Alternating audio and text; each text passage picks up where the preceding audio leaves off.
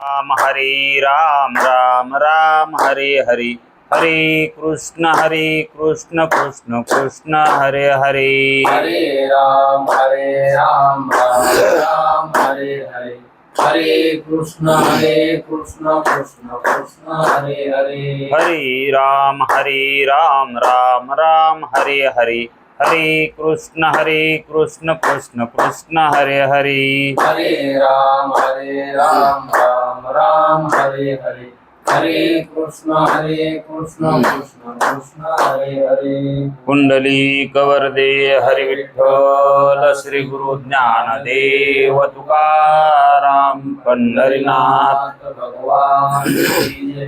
माऊली ज्ञानेश्वर महाराज की जय।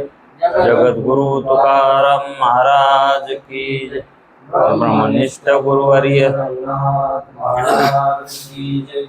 श्री विनायकं गुरुर्नौमि साखरे नाम विश्रुतम् येषां चरणसान्निध्यात् जीवा मुक्ता भवन्ति साखरे वंशविख्यातं ज्ञानदानपरायणम् विनायकं गुरुर्वन्दे भवबन्धविमुक्तये श्रीरङ्गनाथं गुरुराजवर्यं मुमुक्षूणां ज्ञानदानेकदक्षं प्रभावती क्षेत्रनिवासिनं नमामि वेदान्तविदां वरिष्ठं पुण्डलीकवरदे हरिविठ्ठल श्री गुरु ज्ञानदेव तुकाराम पंढरीनाथ भगवान की जय। माऊली ज्ञानेश्वर महाराज की जय। जो आनंद सत्य प्रकाश विभो आणि आधार नाम रूपास बुद्धी न जाणे आणि जाणे ही त्यास तो अपार शुद्ध परमात्मा मीची असे माझे अपार स्वरूप समुद्रावरती जणू तरंग ब्रह्मा विष्णू महेश गणपती सूर्य चंद्र वरुण यम मिरविती देवी कुबेर ही तैश्यची जो सर्वज्ञानी दयाघन मुनी हृदयी ज्याचे करीती ध्यान त्याचे बुद्धी उपाधी करुणा मिथ्या भान मजची माझी होतसे ज्याच्या अज्ञाने भाषे जगत जसा दोरीवरी सर्प दिसत परी दोई ठाई ना सर्प जगत हे स्वतंत्र आणि स्वयं ब्रह्म मीची असे पुण्य पुरुषी सदैव निष्काम बोध प्राप्ती कारणे भजावा राम तो मीची आहे आत्माप्त काम तरी नमन कवना करावे म्या जयांचे केलिया स्मरण सकळ विद्येचे होय आदिकरण हे चिवंदू श्रीचरण श्री गुरूंचे हे नमस्कारो न्याता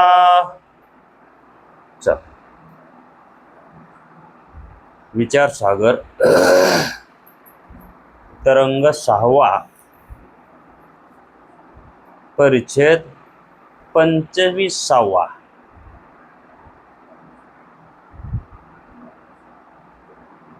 भरत खंडाचे वर्णन या परिच्छेदाचं नाव आहे।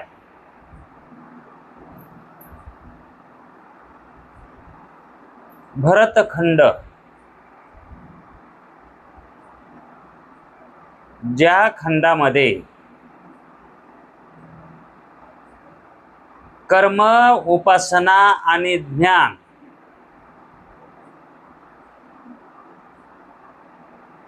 मुक्तीसाठी अवलंबिलेला आहे। कशासाठी? मुक्तीसाठी, मोक्षासाठी हा उपाय अवलंबिला आहे तो केवळ भरतखंडामध्येच। इतर खंडामध्ये हा उपाय नाही.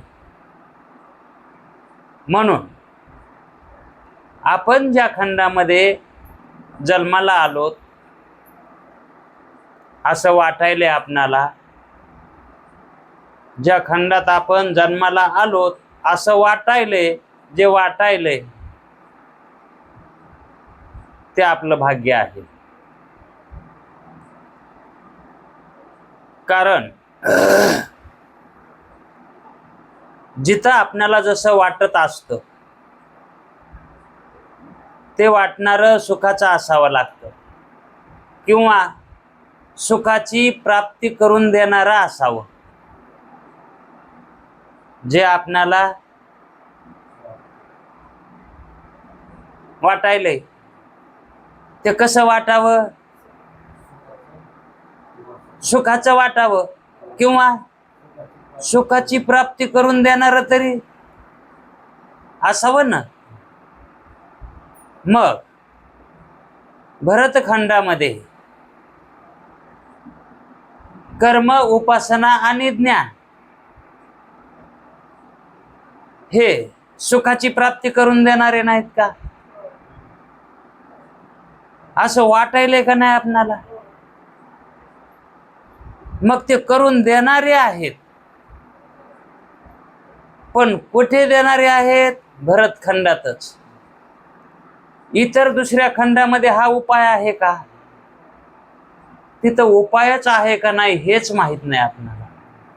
तिथं काही उपाय आहेच का नाही? परमार्थ फक्त भरतखंडातच चालतोय, इतर खंडामध्ये. म्हणून जी अखंडता प्राप्त करून घ्यायची असते ती भरतखंडानं करून घ्यायची असते. जो खंड भरत आहे, जो खंड भरत आहे, रिकामा नाही, भरत आहे. ते जर वाटत असला रिकामा तर तो भरता येतो. अशा खंडामध्ये आपण आहोत. आणि आपली तशी जर कल्पना झाली, आज तशी जर बुद्धी झाली, तर आपणाला तो भरत खंड खंड म्हणून वाटत नाही. ज्या खंडामध्ये जर प्रयत्न केले कशाचे? मोक्षाचे, तर खंड खंड म्हणून राहत नाही, तो भरतो. आणि तो जर खंड भरला तर अखंड होतो. तो खंड जर आहे का नाही, आणि जर तो भरला आणि अखंड झाला तर मग ईश्वरची माझे घर, आयशी मती जयाची स्थिर, किंबहुना चराचर आपणच झाला. म्हणजे चराचर काय आहे? ब्रह्म आहे, आणि ते तो होतो. मग त्याचं हे भरणं केवढं आहे? पण याचं भरणं कुठं झालं? भरतखंडात झालं. आणि खंड वाटू लागला म्हणून झालं. आणि खंड जर वाटत नसला तर मग तो भरलेलाच आहे, नाही तर मग तो शून्य. तो भरलेलाच आहे, नाही तर मग इतर जे खंड आहेत ते शून्य येतं, हे का नाही? ते भरतात का कधी? कारण ते भरत नाहीतच ना.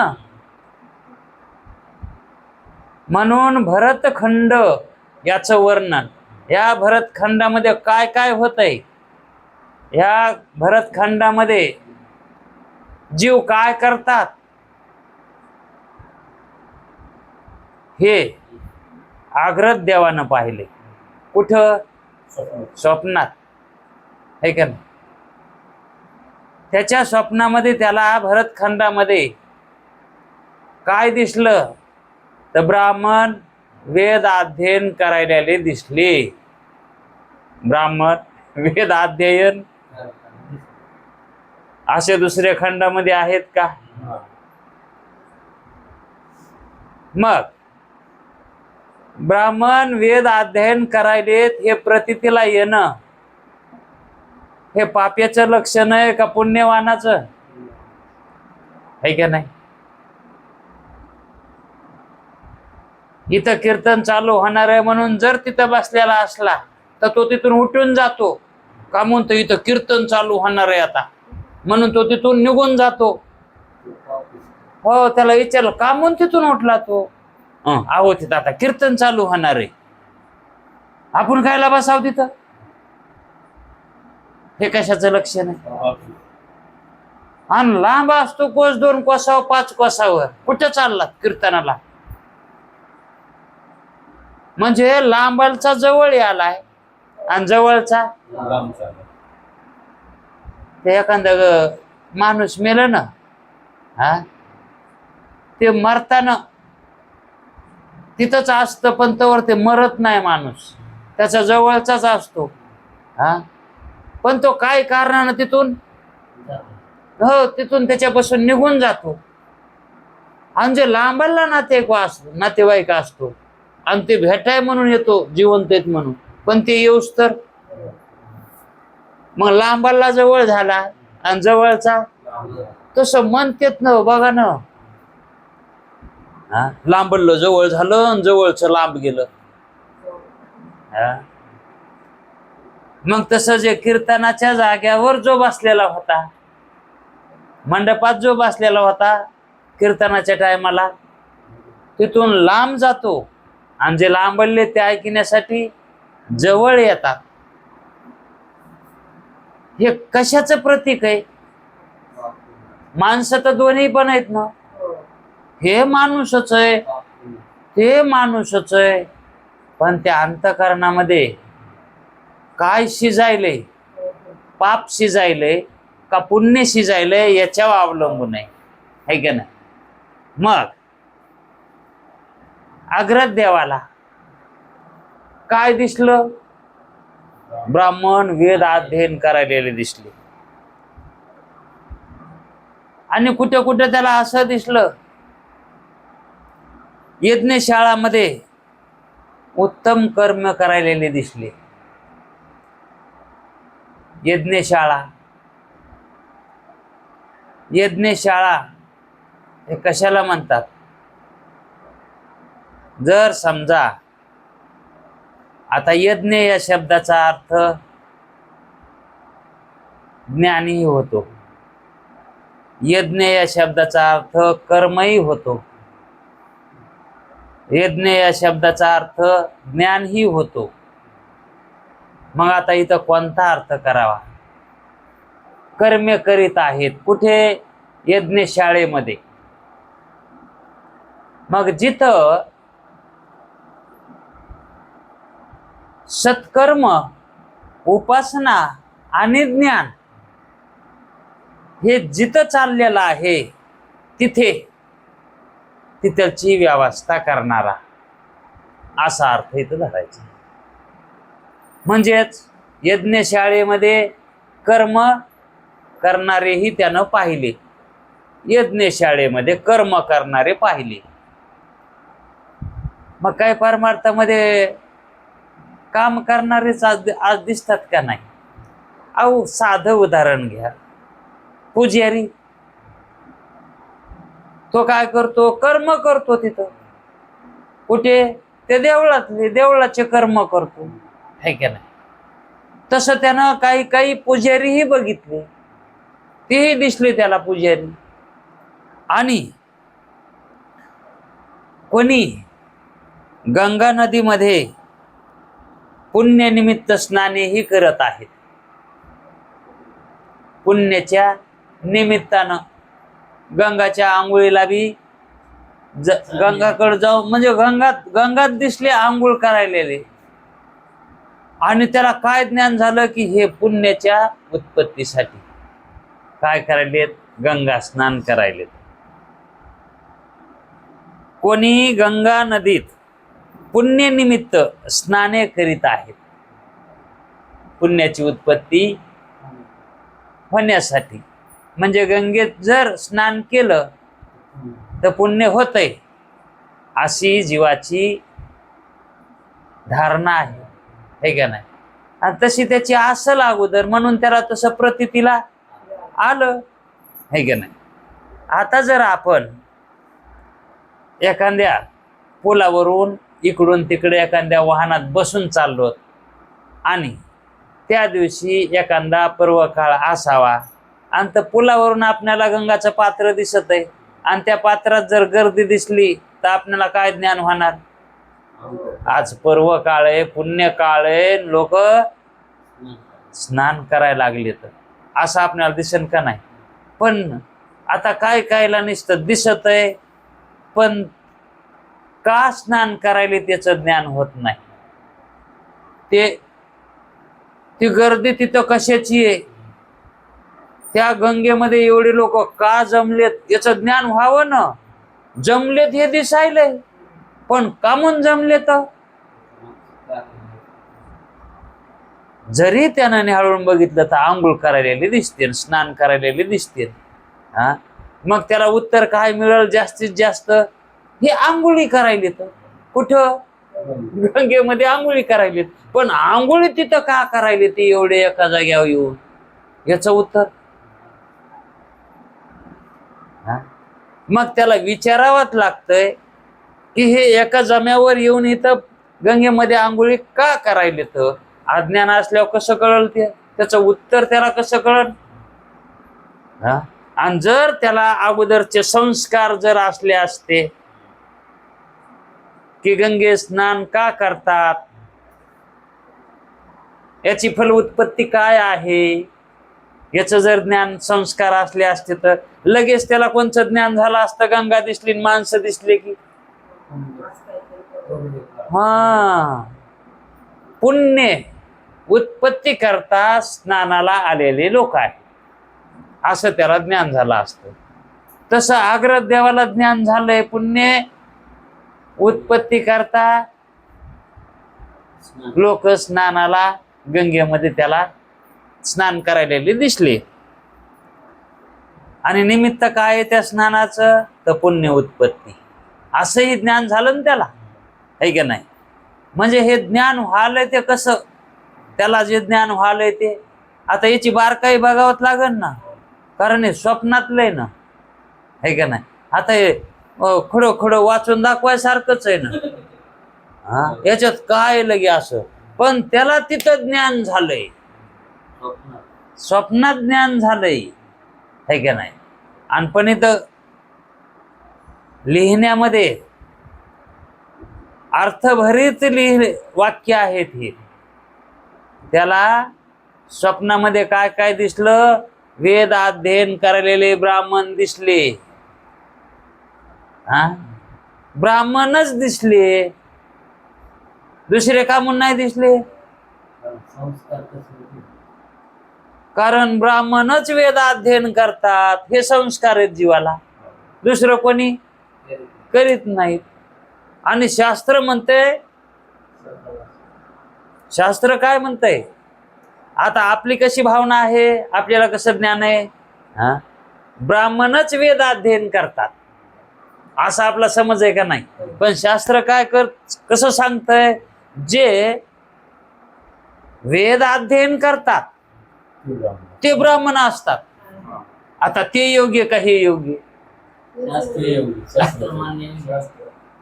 हा, म्हणजे हे विचार करून बोलणं का नाही, है का नाही? जर समजा वेद अध्ययन एखादा करायला तो अपात्र असला तरी पण त्याला ब्राह्मणच म्हणतो, है का नाही? ओळख बरोबर झाली का, है का नाही? पात्रानुसार. मग जे अध्ययन करतात ते ब्राह्मण असतात, है का नाही? आणि जे ब्राह्मण असतात तेच अध्ययन करतात, है का नाही?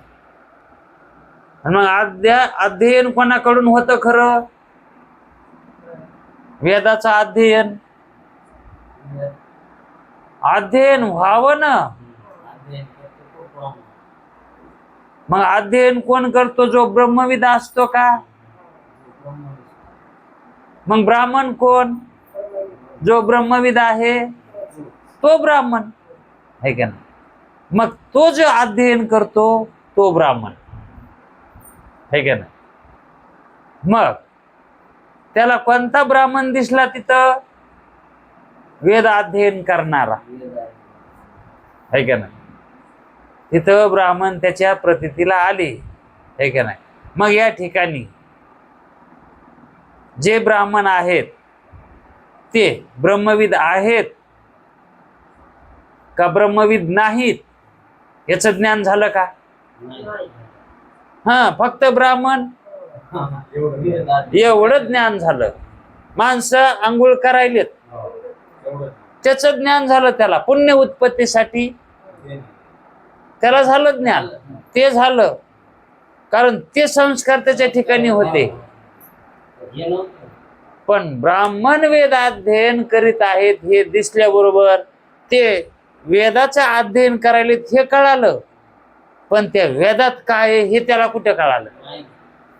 दिसलं ते नुसतं, प्रतीला आलं ते नुसतं, हे का नाही?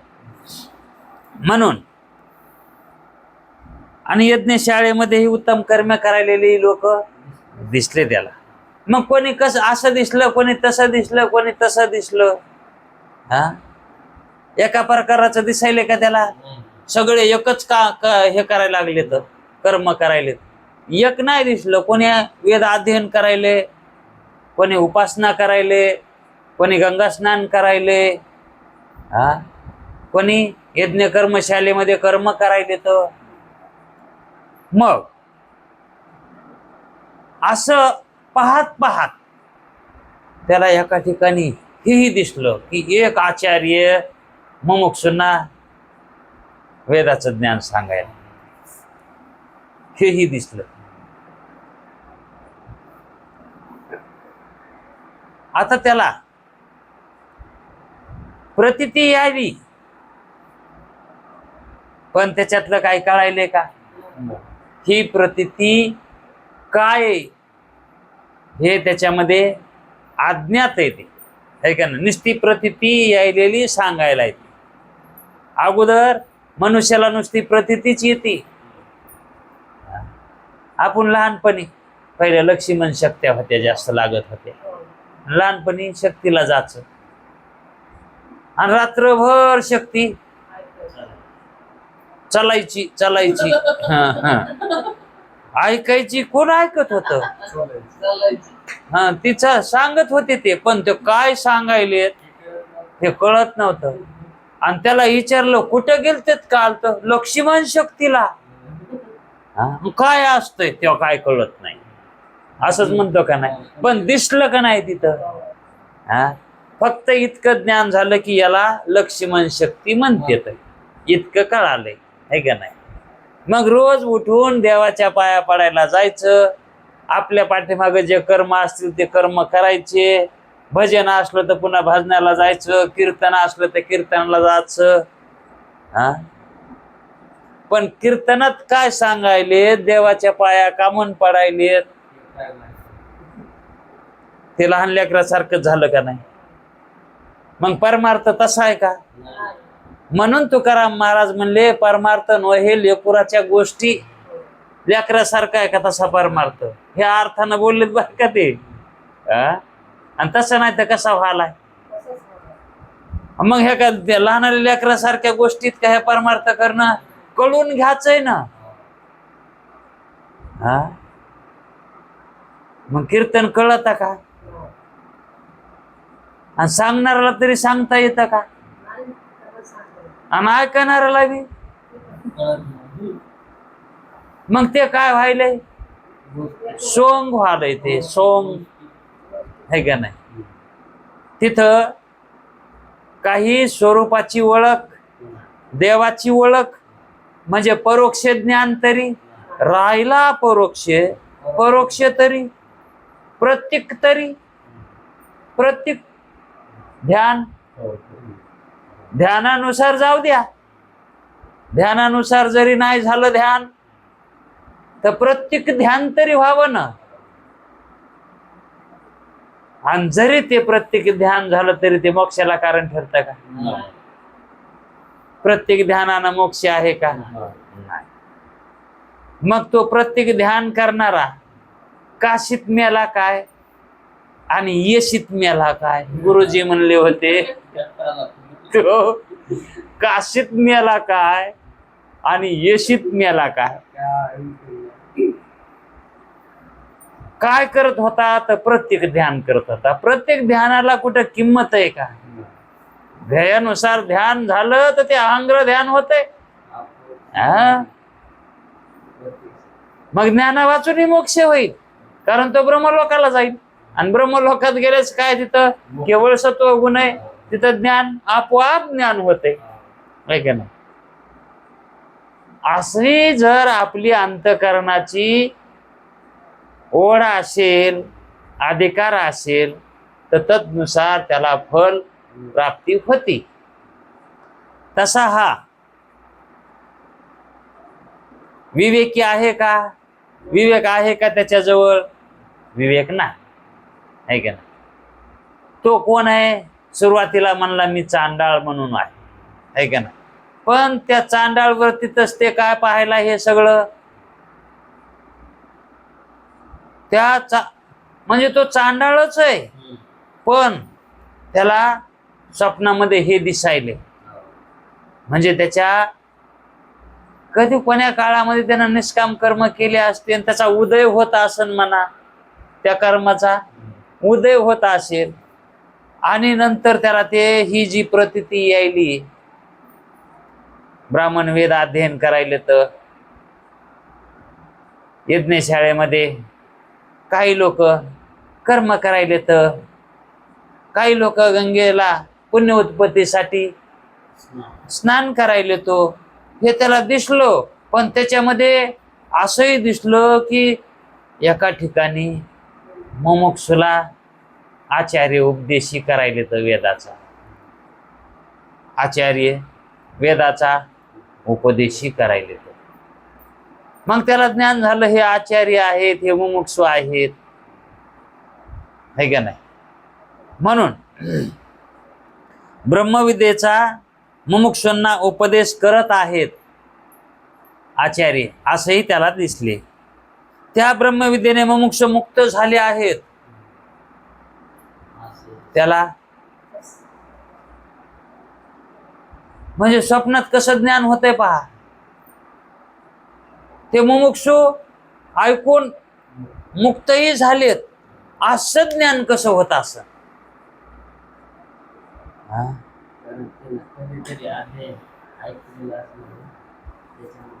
कारण स्वप्न हे साक्षी भाष्य आहे आणि साक्षी ज्ञान रूप आहे की नाही?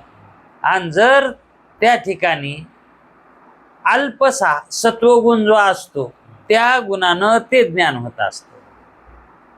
अल्पसा, है का नाही? पण ते काही तितकस ज्ञान होत नाही. म्हणजे हे मुमुक्षु इथं, हे सांगणारे आपण जसं म्हणतो हे भागवतकार आहे, ऐकणारे भक्त इथं, असं म्हणतोत ना. मग हे कुठेतरी ऐकलेलं असतंय ना. मग एखादा नास्तिक बी म्हणतो हे भागवतकार येतो, त्याला कळत आहे का हे भागवतकार म्हणजे काय आणि भक्त म्हणजे काय, याच्या व्याख्या माहित असतात का? पण ते बोलून जातोय हे भक्त येतं आणि हे भागवतकार येतं, इतकंच म्हणतंय ते. पण त्याला जर विचारलं तर भागवतकार कशाला म्हणते, सांगता येते का? पण तितकं ज्ञान असतंय ना, हे भागवतकार येतं.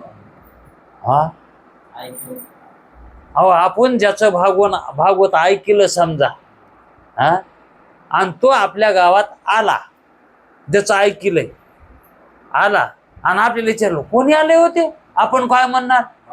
भागवतकार आहेत ते. पण ते म्हणत नाही भागवतकार म्हणजे काय, असा प्रश्न करीत नाही त्याला ते. हे अज्ञानाचं प्रतीक आहे आणि प्रतीती ही कशी ही अज्ञानाची आहे. म्हणून मुमुक्षु हे दिसत येत आणि आचार्य ही दिसत येत ना.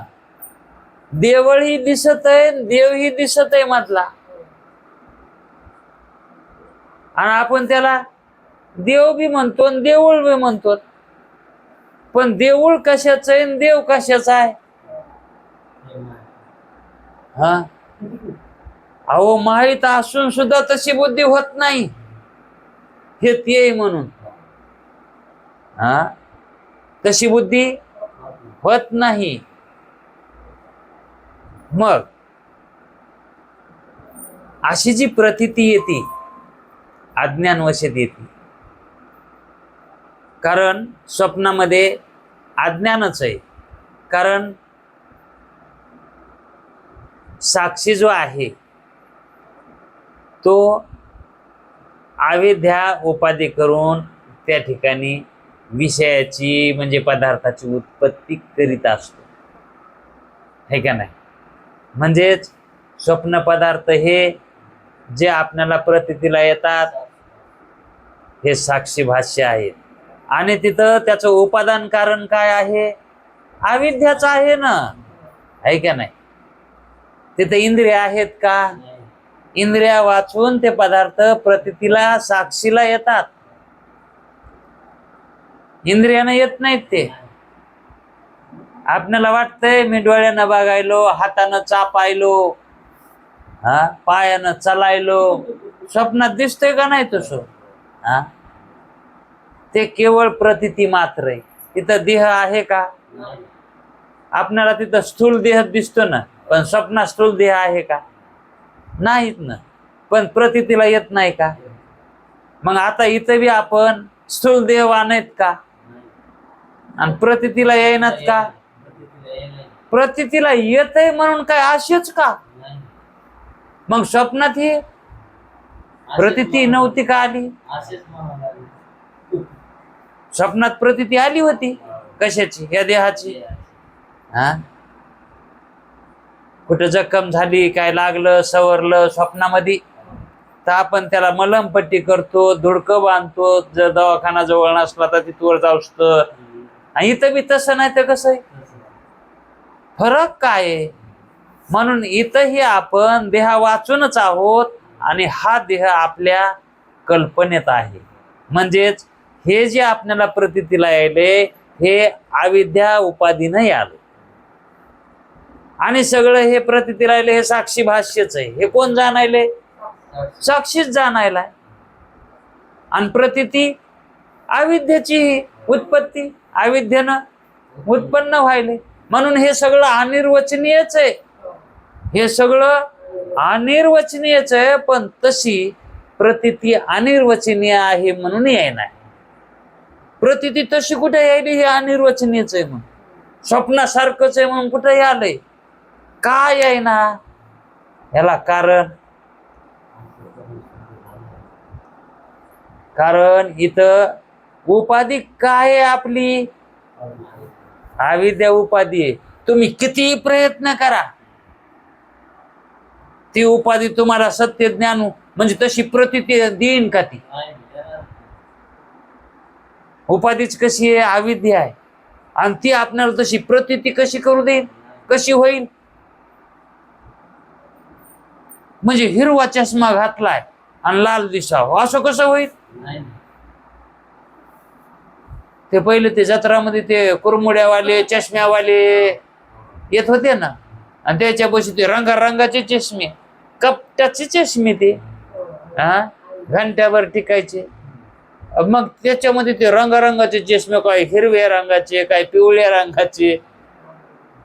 आणि मग ते घातलं का नाही, हिरवा रंग घातला की सगळी जत्राच हिरवी दिसायची. काय का पिवळा घातला की जत्राच. आता जत्रा पिवळी का? चष्मा पिवळा आहे ना ते, आहे का नाही. मग आता ज्या रंगाचा चष्मा घालतो तसं दिसेल ना. मग ज्या रंगाची ही, ज्या गुणाची ही उपाधी आपण घालतो तसंच प्रतीतीला येईल ना. हा, मग ही उपाधी आपणाला हे स्वप्न म्हणून प्रतीतीला येऊ देणार नाही. कारण ती अनिर्वचनीय, तिच्या ठिकाणी ते काय आहे? सामर्थ्य आहे. ते तिच्या ठिकाणी ते सामर्थ्य आहे. प्रतीती येऊ न देणे हे सामर्थ्य आहे तिचं. मग ज्ञानानंच हे कळून घ्यावं लागतं. प्रतीती येत नाही. प्रतीती कुठे येते? आता स्वप्नामध्ये आपल्याला स्वप्न किती प्रयत्न करा बरं, मुक्ताला म्हणा तुम्हाला स्वप्नात स्वप्न वाटत का? मुक्ताला बी नाही ना. तशी प्रतीती येईल का त्याला? नाही. आतापर्यंत. आली नाही. पण ज्याला जागृती मिथ्या झाली आहे आणि त्याचा निश्चय झालाय, त्याला जागृती ही मिथ्या आहे आणि स्वप्न तर म्हणजे स्वप्नात गेला तरी स्वप्न मिथ्या वाटतंय. मग विषय आपला ते जागृतीत असला तरीही त्याला मिथ्याच प्रतीती येते आणि पण तसा निश्चय असला तर मग ज्याचा एकार्णव झालाय, म्हणजे ज्यानं उपाधीच्या पलीकडे जाऊन उपाधीचा संग सोडून उपाधीला बाधित करून उपाधीला निवृत्त करून उपाधीचा लय करून जो स्वरूपावर बसलेला आहे त्याला म्हणायचं विधेयमुक्त. आणि त्या विधेयमुक्ताला ही अवस्था प्राप्त होती. पण ती जागृती सुद्धा मिथ्या प्रतीतीला येते आणि स्वप्न ही नव्हे त्याच्या दृष्टीनं ह्या दोन नाहीच. हे दोन नाहीच, एकच आहे. दोन्हीही. मग याला अग्रत देवाला तशी प्रतीती होती का? फक्त प्रतीती आली है का नाही? आणि मग त्या प्रतीतीमध्ये त्याला तसं दिसायले. हे मुमुक्षु इथं ऐकणारे आणि सांगणारे आचार्य आहे. असं सांगणार ऐकणार त्याला दिसली है का नाही? पण सांगणारा काय सांगायला, ऐकणारे काय ऐकायले, तर कशासाठी ऐकायले तर हे नाही कळालं है का नाही? पण पुढं गेल्यावर त्याचं स्वप्न पुढं गेल्यावर या रीतीने अग्रत देवाने क्षण मात्र स्वप्नामध्ये. आता स्वप्न कसं असतंय? काय बहुत काळ नसतंय ना स्वप्न, अल्पकाळच असतंय. आणि त्या अल्पकाळामध्ये स्वप्नात आश्चर्यकारक अनंत पदार्थ बघितले. इतकं त्यानं स्वप्नामध्ये पाहिलं. म्हणजे वेद अध्ययन करायलेले ब्राह्मणही बघितले आणि यज्ञ शाळेमध्ये कर्म करणारे बघितले, गंगाला स्नान करायलेले लोक बघितले आणि आचार्य उपदेश करायलेले ते बघितले. हे जे नाना प्रकारचं त्यानं बघितलं, हे किती काळात बघितलं? अल्पशा काळामध्ये बघितलं. पण त्याला त्या ठिकाणी विस्तीर्ण काळ वाटला. हे पाहण्यात त्याचा किती काळ गेला असेल? आता हे इतक्या गोष्टी एका ठिकाणी थोड्याच होत्या है का नाही? असं त्यानं अल्प काळामध्ये स्वप्नात आश्चर्यकारक अनंत पदार्थ पाहिले. आता इथं आश्चर्यकारक कशामुळे म्हणायले तर अल्प काळात बहुत कालाची प्रतीती म्हणून ते आश्चर्य, त्याला आश्चर्य म्हणायचं है का नाही? आणि त्यास असेही वाटले की, आणि मग त्याला असंही वाटलं, आता त्याला वाटायले आता म्हणजे आता ते याच्यात गेला, कशात? अंतःकरणात, मन बुद्धी चित्त अहंकाराच्या कार्याकडे. आता मग त्याला वाटायले, त्या आता प्रतीती आहे. प्रतीती नाही वाटलं तरी येतीच प्रतीती. पण वाटणं म्हणजे तिथं स्वयंस्फूर्तीनं ते वाटणं असतं ना, ते स्फूर्ती. हो, त्याला उद्भूत भावना.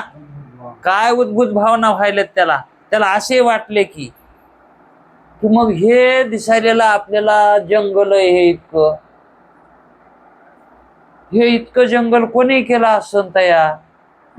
तर लगेच मग त्याला ईश्वर त्याच्या तोंडातून बी काढायला आणि जमिनीत टोचायला लावायला, तोंडातून बी. हे वन लावीत चालायला ईश्वर, असं त्याला प्रतीती आली. म्हणजे हेही त्याला तसं वाटायले. वनस्वामी जो ईश्वर, तो आपल्या मुखातून नाना तऱ्हेची बीजे काढून, नाना तऱ्हेचे, एक बीज नाही, जितके आहे वनस्पती दिसायले तर झाड ते काढून वनाची उत्पत्ती करतो. वनाची उत्पत्ती तो करतो आणि ते मरू नये म्हणून त्याला पाणी घालतो. असं तो मनात विचार करायला लागला.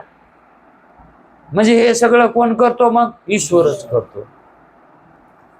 आणि त्याचं पालन करतो पाणी घालून, आहे का नाही? आणि शेवटी काय करतो मग? हात आपल्या मुखातून अग्नी काढून, ज्या मुखातून बीज काढले त्याच मुखातून पुन्हा अग्नी काढतो. ज्या मुखातून बीज काढून ते बीज लावले, ते जोपासले सिंचन करून, पाणी देऊन, आणि मग ते वृक्ष वाढले, आणि नंतर त्यानंच त्या मुखातून काय केलंय? अग्नी काढाय आणि त्या जाळून मी टाकले. आणि तो शेवटी एकटाच राहिला. आणि त्याच्या बरोबर मी बी उत्पन्न व्हायलो आणि मी बी त्या ठिकाणी मरायलो त्या उत्पत्तीमध्ये. जसे हे वन हे उत्पन्न लावायला, तसं मी हे उत्पन्न व्हालो, आहे का नाही? आणि त्याचा ज्या वेळेस ते नाश करतो त्या अग्नीनं, त्याच्यात मी बी नाश पावायला, असं त्याला ज्ञान झालं.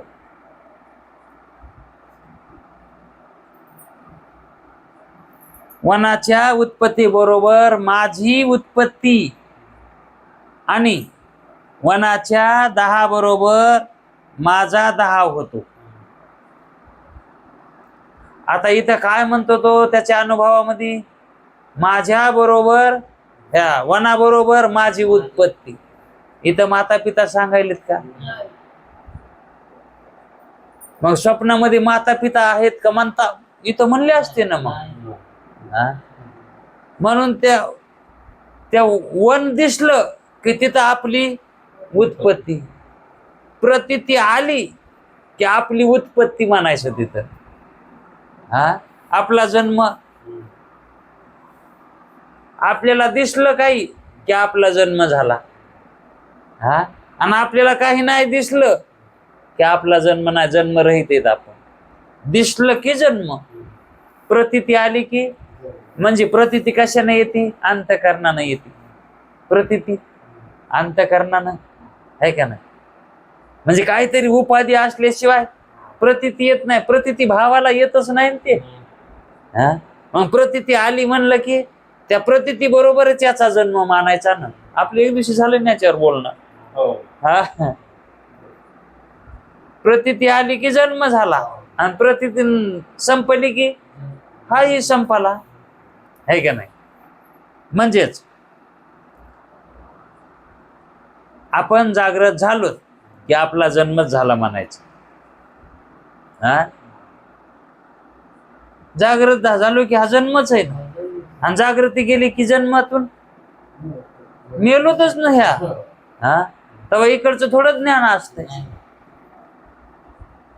मग वनाच्या 10 बरोबर माझाही 10, आणि वनाच्या उत्पत्ती बरोबर, आहे का नाही? मग असं हे उत्पत्ती नाश अनादिकालापासून चालूच आहे का नाही? आणि मग हे वनाची उत्पत्ती केलेली तो ईश्वर त्याचा 10 करतो, आणि तो मग एकटाच राहतो. कोण्या जीवाला असं ज्ञान आहे हो की प्रळय काळामध्ये देव ही प्रळयामध्ये बुडून जातो? कोणाला वाटतंय का? उलट म्हणते तोच करतो प्रळय. हे कोण करतय? उत्पत्ती कोण करतय? तेच करतो. आणि प्रळय तरी तोच करतो. मग तो प्रळय काळामध्ये एकटाच. मग असं ज्ञान झालेलं असल्यावर झाल्याशिवाय तशी कल्पना उत्पन्न होती का? हा?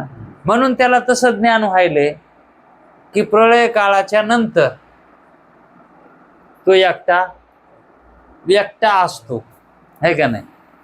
आणि मग सर्व वनाचे बीज पुन्हा वन तयार करायला ते बीज कुठे असतंय? तर सर्व वनाचे बीज त्याच्या पोटामध्ये. कसं? जसं आपण एखादा धुरा फुकून द्याला, हा, जळालं का नाही तिथलं सगळं, आणि मग त्या ठिकाणी पुन्हा पाऊस पडला की तिथं कसं उगवत ते, कुठून येत ते?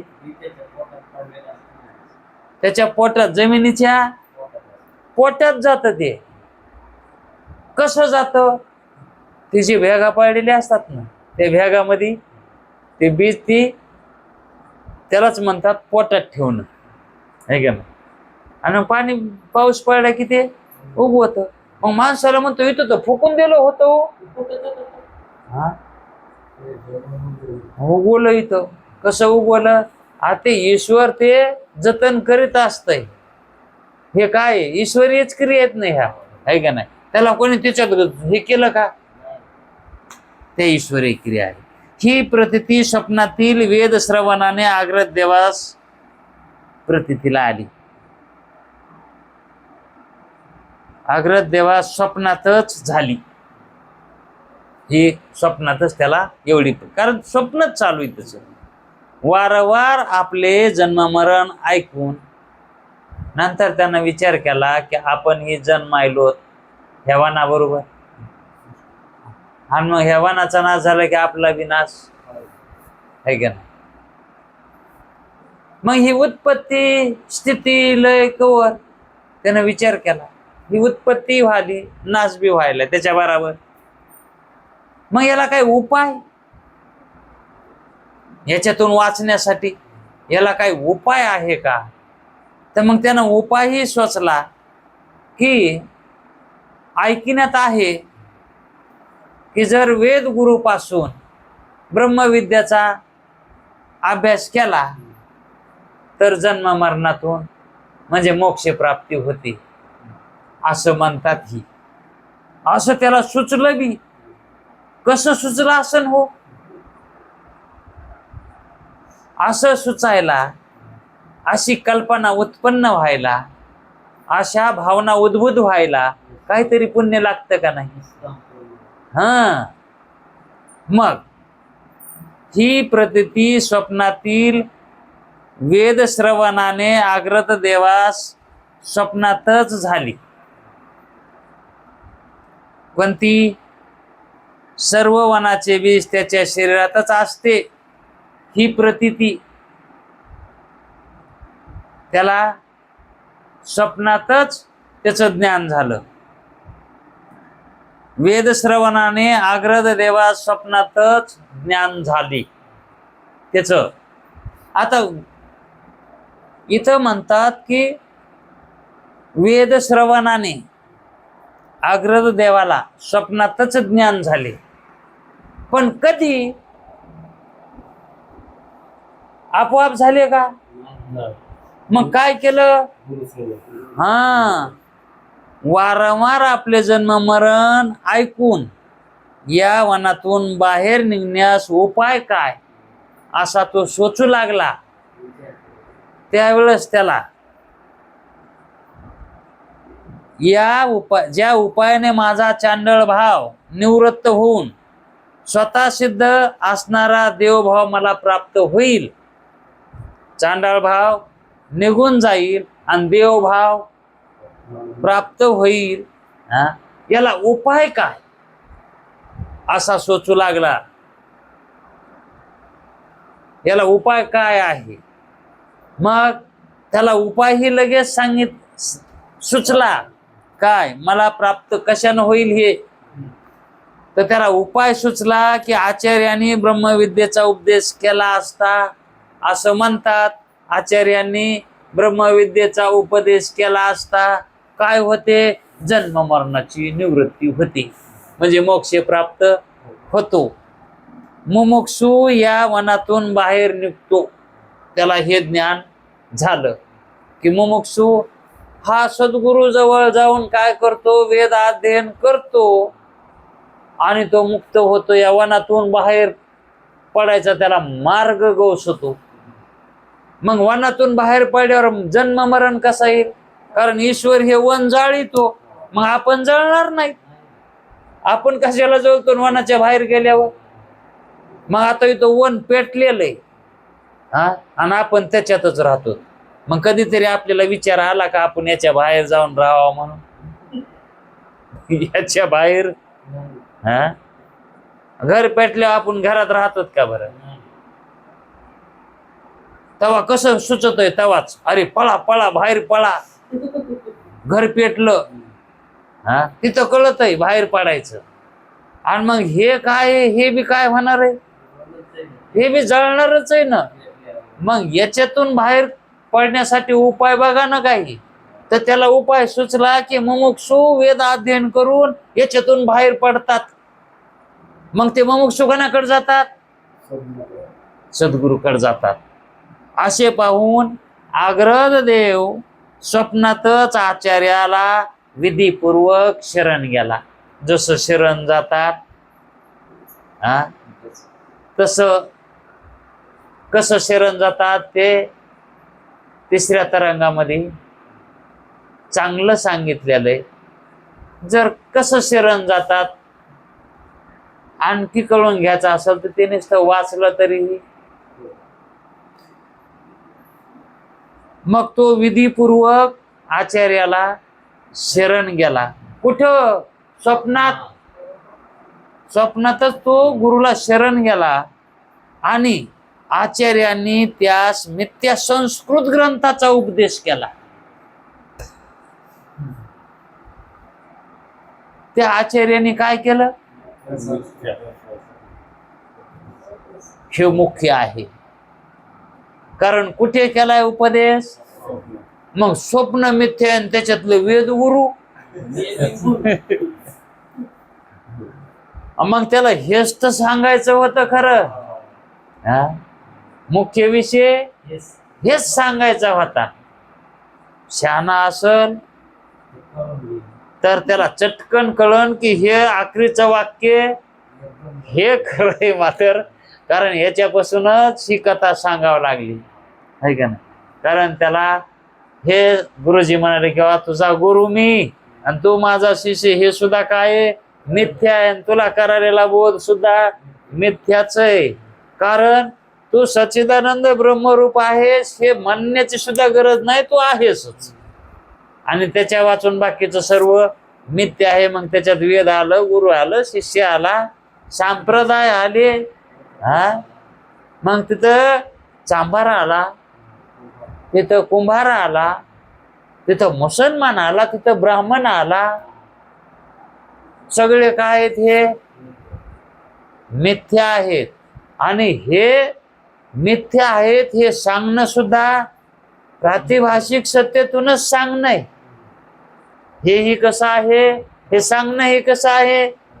मिथ्याच आहे ना. हे मिथ्या आहे हे सांगणं सुद्धा मिथ्याच आहे हा. मग सत्य काय? फक्त परमात्मा एक सत्य आहे. त्याला सत्य म्हणायची सुद्धा गरज नाही. ते सत्य म्हणजे ते कोणी म्हणू त्याला सत्य की न म्हणू, पण बाकी सर्व मिथ्या आहे. एवढा बोध होणं हे महत्वाचं आहे. आणि शेवटची प्रक्रिया आहे ही हा, म्हणजे मिथ्या सुद्धा काय आहे? मिथ्याच आहे. म्हणून शेवटी त्या आग्रद देवाला आचार्याकडे जाऊन मिथ्या झालेला बंध, मिथ्या झालेला तो कोण झाला होता? चांडाळ. तो मिथ्या चांडाळ भाव त्यानं मिथ्या वेद गुरुकडे जाऊन काढून टाकलाय. काय कमाल केली! कमाल बघा ना त्याची. काय काही का कमाल आहे का? ते पिक्चर मध्ये पर्वत उचललेला दाखवी तिथं पर्वत हा, खरंच त्यानं पर्वत उचलला का? ती ते हलक्या कह्याचं तरी केलेलं असत का नाही, आणि त्याला ते करून उचललेलं दाखवी तिथं. तसं या ठिकाणी एखाद्यानं चांडाळ भाव घालविला, त्यानं चांडाळ भाव आलेला सत्य समजलेला होता, म्हणून तो चांडाळ भाव गेला असं त्याला वाटत आहे. त्याला असं हा ती पाल पोटात गेली, पाल हा ते दूध पिताना बशीत दिसाय दिली वरची पाल, ती पोटात गेली घुटका घेताना. तसं त्याला ते सत्य वाटलं आणि पाल पोटात गेली वाटलं, असं सत्य वाटलं त्याला. आणि मग आता ती पोटातली पाल त्याची कल्पनेतलीच आहे ना, है का नाही. बशीत तर पाल नव्हतीच, फक्त तिचं काय होतं, प्रतिबिंब होतं. पण त्याला कल्पना काय झाली, खरीच पाल पोटात गेली. मग आता ती काढायची कशी, ती का खरी काढायची का मग,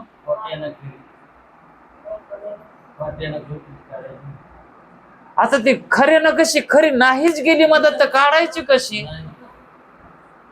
फक्त काय याच्यामध्ये आता त्याला काढय असं कल्पना करून दाखवायची, कारण त्याला कल्पना पोटात गेली अशी झालेली. आता पोटात गेलेली पाल त्याच्या कल्पनेतली, ती कल्पनेनच आहे का नाही. तसं याला कल्पनेतच म्हणजे स्वप्नातच काय झालाय, हे चांडाळ झालाय, आणि हे स्वप्नात त्याच कल्पनेतून त्या चांडाळातून मुक्त व्हायला. मग तसंच आपलंही नाही तर कसं आहे, आपण कल्पनेतच बद्ध म्हणायलो, वास्तविक बात आपण कोण आहेत, दुसरे कोण आहेत हो. मग दुसरं कोण आहे म्हणजे आपण कोण असतो बरं, नाहीत ब्रह्मरूप, मग कोण आहेत सांग, काही नाही दुसरं तर आहे का नाही. तसं त्याला त्या सद्गुरूला तो विधीपूर्वक शरण गेला. त्याला वाटलं आता आपण याच्याशिवाय आपणाला ह्या वनातून बाहेर, या संसारातून बाहेर, वन हेच काय, संसार आहे. संसार म्हणजेच हे वन आहे, माया जाळ आहे. याच्यातून बाहेर पडायचं म्हटलं तर वेद गुरु शिवाय ही साधने ज्ञानाची, ज्ञानाची साधनं काय आहेत, वेद आणि गुरु. दुसरं कोणतं काय साधन आहे ज्ञानाचं, आणि ज्ञाना वाचून तर मोक्ष नाही. म्हणून ते ज्ञान घेण्यासाठी वेद गुरुकडेच जावं लागतं. आणि मिथ्या झालेला भ्रम मिथ्या वेदापासून, मिथ्या गुरुपासून, मिथ्या विद्यापासून निवृत्त करावा लागतो. निवृत्ती करण्यासाठी साधनही कशी येतं, तसेच येतं. आणि भ्रम कसा झालाय, त्याच जातीचे लागते ना सगळे. विजातीय जाती तिथं व्यवहार कसा होईल मग, है का नाही. म्हणून मिथ्या भ्रम काढायचा म्हणल्यावर तिथं सगळं मिथ्याच लागणार आहे का नाही. मग जर एखाद्या नवरदेवानं मला कार पाहिजे म्हणला, तुम्हाला काय घ्यायचं ओ नवरदेव, कामून रुसायचे, म्हणले आम्हाला कार पाहिजे. मग तो जर रुसला, नवरदेव रुसला, तर त्याला कार पाहिजे असली तर आताऱ्या बसली जमन का, दिली मेवण्यानं आणून, धरत आजी कार, ती कार जमन का त्याला दिल्यावर.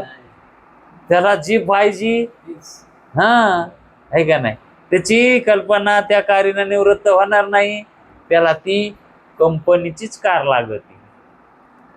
असं जो भ्रम झालाय, मिथ्या झालाय, त्याला ही साधनं कशी लागतील, सत्य साधनानं ते. आणि साधनं सत्य आहेत तरी कुठं, सत्य साधनं तरी कुठे येतं, आणाव कुठून, कोण्या बापाचे कुठं साधनं सत्य मिळते म्हणून. फक्त त्या ठिकाणी आपण सच्चिदानंद ब्रह्मरूपाने 100 रुपये, तर बाकी सगळं काय, मग साधनं बी, भ्रम बी, परमार्थ ही सगळंच, संसार बी सगळंच मिथ्या आहे तिथं, आहे का नाही. असं त्याला त्या ठिकाणी कळालं की आता आपणाला मुक्त व्हायचंय कशातून, संसारातून, जन्म मरणातून. तर आपणाला वेदगुरूकडे गेल्याशिवाय, आचार्याकडे गेल्याशिवाय मुक्तता या संसारातून बाहेर पडता येणार नाही. हाच एक उपाय आहे. म्हणून तो त्यांना विधीपूर्वक शरण गेला आणि मग त्या ठिकाणी तो उपदेश ऐकू लागला. गुरु तेथे त्याला उपदेश करू लागले. मग काय ह्याचा उपदेश केला, कुठून सुरुवात केली? तर मग आपण कुठून सुरुवात केली होती? मंगलाचरणापासून. तिथंही त्यांनी मंगलाचरण घेतलंय. आता ऐकायलाय कुठं? स्वप्नात. पण तिथं बी सुरुवात. हा, मग ते स्वप्न सुद्धा खोटं वाटून स्वप्नच होत. ते स्वप्नच आहे. स्वप्न बी खोटं कसं सांगाव? हा, ते मंगलाचं प्रकार, देवतेविषयी माहिती, मंगलाच्या देवतेविषयी माहिती, ते उद्याचा प्रकार आहे. ते आपण उद्याच्या वेळात पाहू. तोपर्यंत थांबू. कुंडली कवर